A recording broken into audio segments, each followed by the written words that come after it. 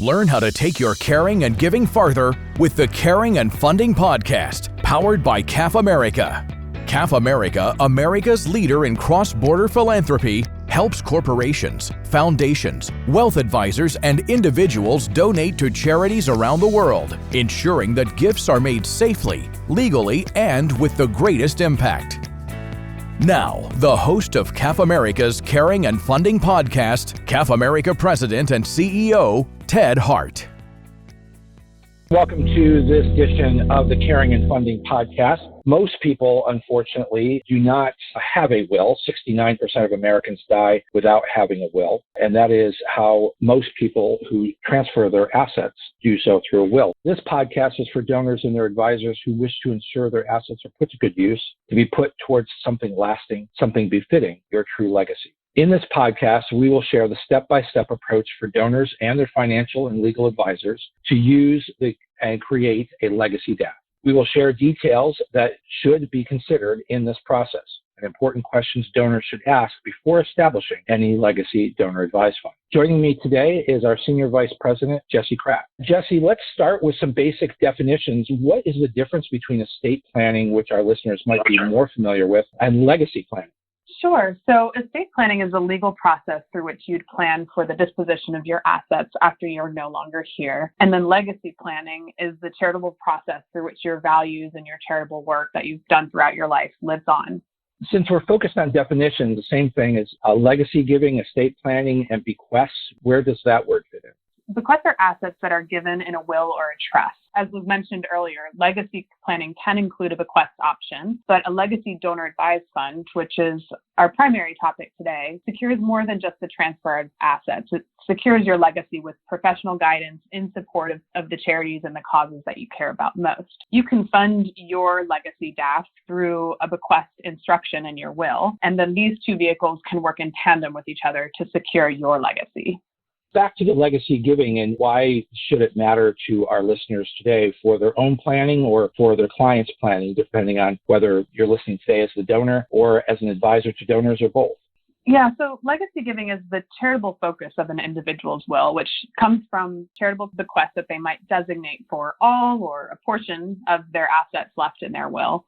It can be an important long-term source of funding for charities, or it could just be an important one-time gift to a charity. And you can really make that decision based on the size of the philanthropic support that you wish to provide.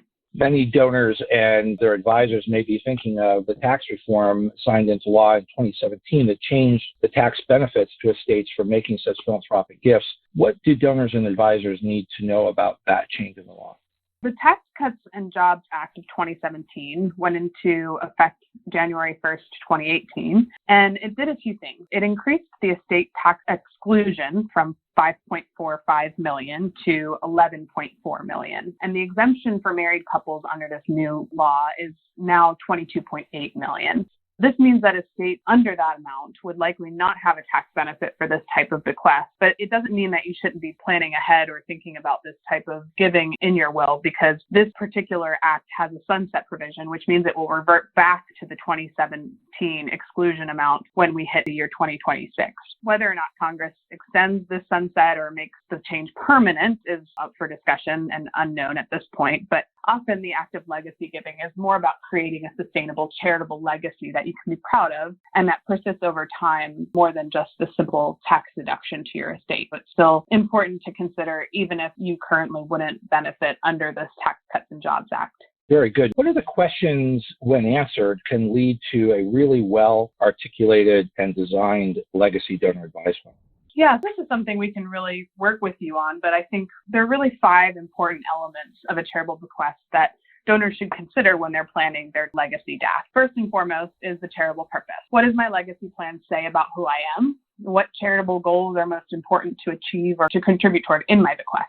The second piece that we, encourage donors to think about is the impact. So who benefits from the legacy gift? Do the beneficiaries and their programs fit within the legacy that I want to leave behind? And am I confident that my gift is achieving the outcomes that I want? This is, again, a question we can work on with you based on your wishes. The third thing is the stakeholders. Who have I recruited to ensure that my wishes are followed? Advisors or trustees or a donor advised fund sponsor or the charity themselves? Do I trust these different recruits to preserve the mark that I want to make on the world? Sustainability. How resilient is my legacy? Once that initial donation is expended, what will be the long-term impact of that gift? And what do I need to consider when creating a bequest to ensure that I do make a lasting impact? And then the last thing we recommend that you think about in this process is regulatory compliance. Is my bequest made in a legal manner? That's something you often rely on your advisors and legal counsel or your tax advisors to assist you with. But then on top of that, who is responsible for ensuring that my bequest is not used inappropriately? And this is where an advisor like CAF America or a DAF sponsor could come in. It's a lot of questions, Jesse, but something not to be taken lightly. How can a donor best put their vision of a legacy into practice? There are really two steps that we'd start with here. One is, of course, placing the language in your will to properly fund the Legacy Donor Advised Fund, if that's the vehicle you choose to work with. And then two, establishing that donor advised fund to be the receiving fund at the time it's funded after your passing. Many donors and their advisors work with CAF America because we're known for our guarantee of the 3 R's, which are risk mitigation, regulatory compliance, and reputation protection. And in addition to our ability to help you frame your bequest, as we've been talking about, depending on your charitable goals, we focus on this regulatory compliance piece, which includes how we can work with foreign charities as part of your bequest. The regulations that guide this sort of giving are complicated, but our expertise in this area of granting to foreign organizations enables you to plan giving for both domestic and international projects from one single fund. Well, that's great. One single fund. Jesse, when we discuss legacy giving with donor clients or their advisors or representatives, we generally present 2 options. Let's start by talking about the first option, which is leaving a single legacy gift. What does this process involve? Under this single legacy gift, donors may name an intermediary 501c3 organization like CAF America as a beneficiary of their will or estate, and they can leave instructions for their executor to communicate the grant suggestion once the intermediary receives the gift. Under this option, the responsibility to ensure the correct grant advice is followed rests with the executor. The single gift option doesn't require any fund or any other setup in advance, so you don't have to sign an agreement to open a DAF. But it's really important still under these instances to discuss this planning with CAF America so we're aware that this gift might be forthcoming in the future, and we can best advise you on the language to use in your will to ensure that we can seamlessly manage the bequest once we receive it. Let's move on to the second option, the Legacy Donor Advised Fund or Legacy DAF. Can you speak to the flexibility of a DAF to fulfill a donor's charitable legacy under what we would refer to as sort of the second option? Donors may set up a donor advised fund and name the fund as the beneficiary of their will or estate.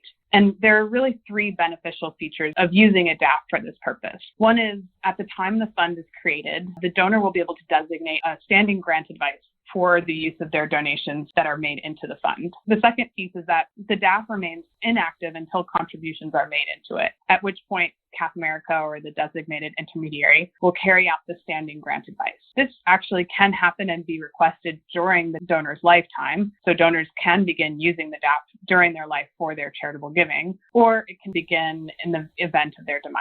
So it can be just as part of their will. A great benefit is that it can be used for philanthropic activity now and or later, just based on the donor's discretion and their planning. And the third piece, just to note here, is that donors may designate their family members or any other individuals for that matter as advisors to the DAF as part of a legacy plan that engages the next generation in philanthropic giving. Jesse, for many donors, making a real impact is a key consideration for donors when they're planning a bequest gift. Walk me through how CAF America can help donors ensure that they're not just giving their money away to a good cause, which is, of course, a great thing to do, but are creating the impact that they really want to entrust their charitable legacy with. Regardless of which vehicle our donors choose, CAF America's model allows us to make grants to eligible charitable entities. The beginning of our process involves answering the question, which organizations are we granting to? For donors, the choice of a grantee or a beneficiary, or even just a region or issue area focus for their legacy is one of the most important decisions that they'll make. In this process, we can help them either identify a charity that matches their vision or simply confirm whether the organization or organizations they want to support are eligible and that we would be able to make a grant to them and that we'd be able to execute the advice attached to their bequest. Jesse, as you're working through that, of course, there's a few people that come to mind, and you and I have had the privilege of personally being involved in the administration of a wonderful legacy donor advised fund that was created and funded by Helen Rinker Ashley. She literally only left us 2 lines of instruction for these funds. First, to do nice things for the people of Voditsa, Bulgaria, and second, to educate the children there. I just love this story. Helen Rinker Ashley is a wonderful example of a bequest that we've managed and a way to manage your legacy. In this case, Ms. Rinker Ashley left CAF America a bequest simply for the benefit of a village in Bulgaria named Voditsa. And this is where her parents had been born, which was the connection for her. And in this case, she didn't advise giving to a specific charity, but to a general cause, or in her case, those 2 causes that were near and dear to her heart within this small Bulgarian village. Following her passing, the Legacy DAF she had opened with us was funded. CAF America immediately went to work on the ground in Bulgaria. And Ted, I know you've been there yourself several times to find and support grantees and projects that would achieve the donor's goals. Because her advice was so general, we were able to ensure the funds were spent on the most relevant issues for Voditsa at its current state. And that's where CAF America's expertise and partnerships and networks really come in. Of course, as you said, some of the things that we have funded with her bequest could not have been known to her at the time when she was alive and may have gone to visit the place where her parents were born and lived.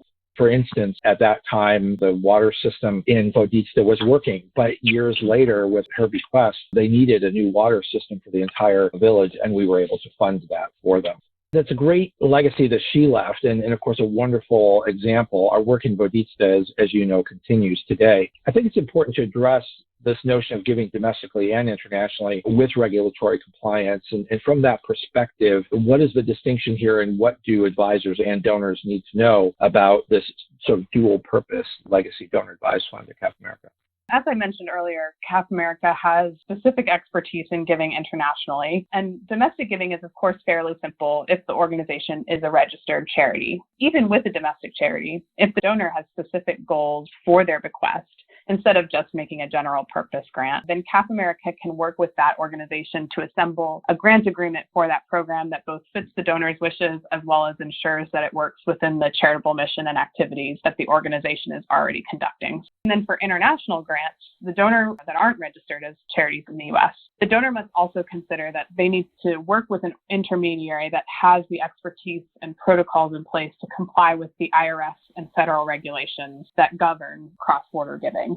In many cases, these internationally focused bequests will also need local expertise to help identify the right recipients on the ground or to potentially manage local regulations. So it's important to consider these aspects when you want to work internationally. It's important to know that DAFs have a great flexibility to allow for both domestic and cross-border giving. If your intention is to give internationally, you just need to ensure that the DAF sponsor that you're working with, the organization that's actually hosting the fund, has the international grant-making capabilities and expertise that they'll need to execute your program.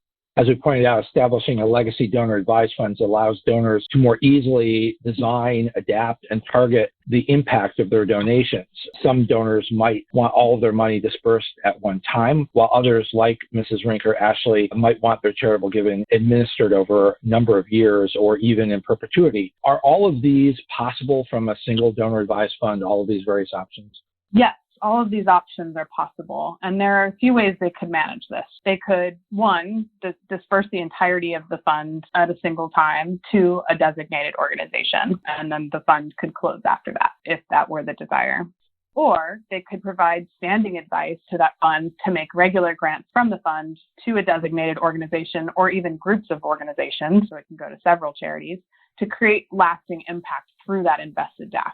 In this instance, you could set an annual or even a varying timeline, so monthly or quarterly grant advice for grants to be distributed from your DAF. It could be a standing recommendation to that organization over time. Since the funds are invested, the grant could be paid out just based on the interest earned, which allows the funding to continue for many years. And the third piece here is that we could also work with the donor to create a unique plan for their grant making or for the investment of the fund, just based on the donor's preferences and philanthropic goals.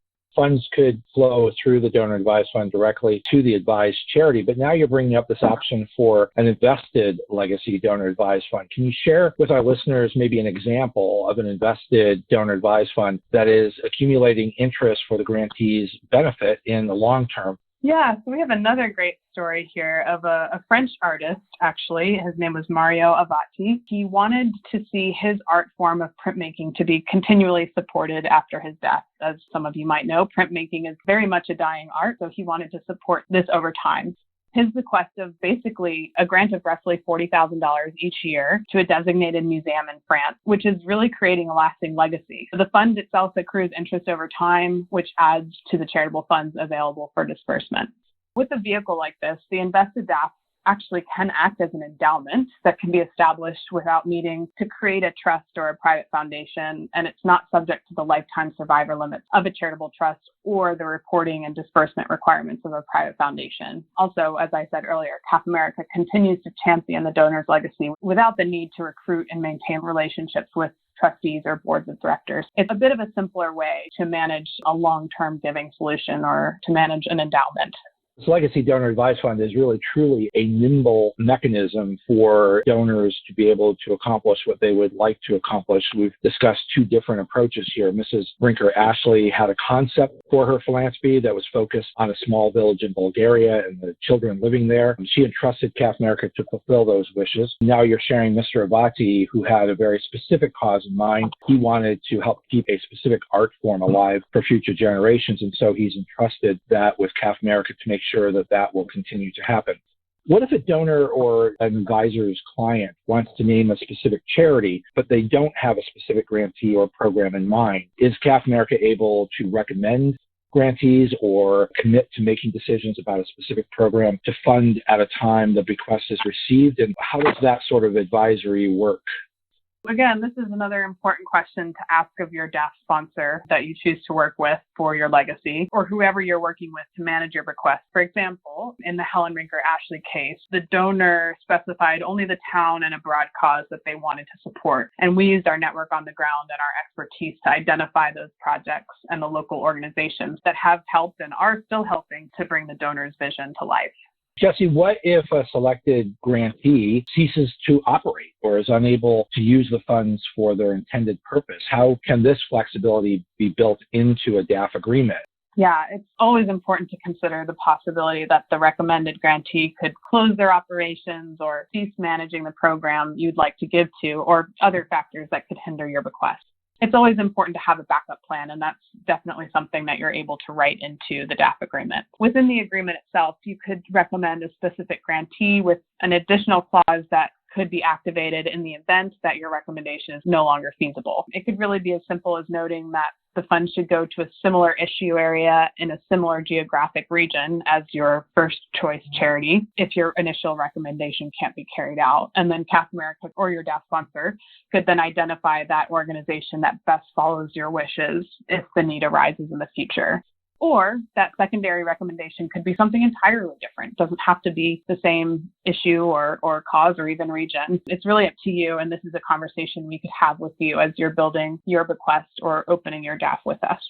Jesse, thank you. You've been so informative and insightful today. I'm mindful of the time, so I want to summarize what we've shared today. A legacy, your legacy, the legacy of your client, can be secured through a legacy donor advised fund. The flexibility of the service provides room for great creativity to match that of the donor and to put into practice dreams that they have for future generations. You've been listening to the Caring and Funding Podcast, powered by CAF America. You can find all of our podcasts at cafamerica.org, on iTunes, and on TuneIn. You can even say, Alexa, play CAF America on TuneIn. Thanks for listening.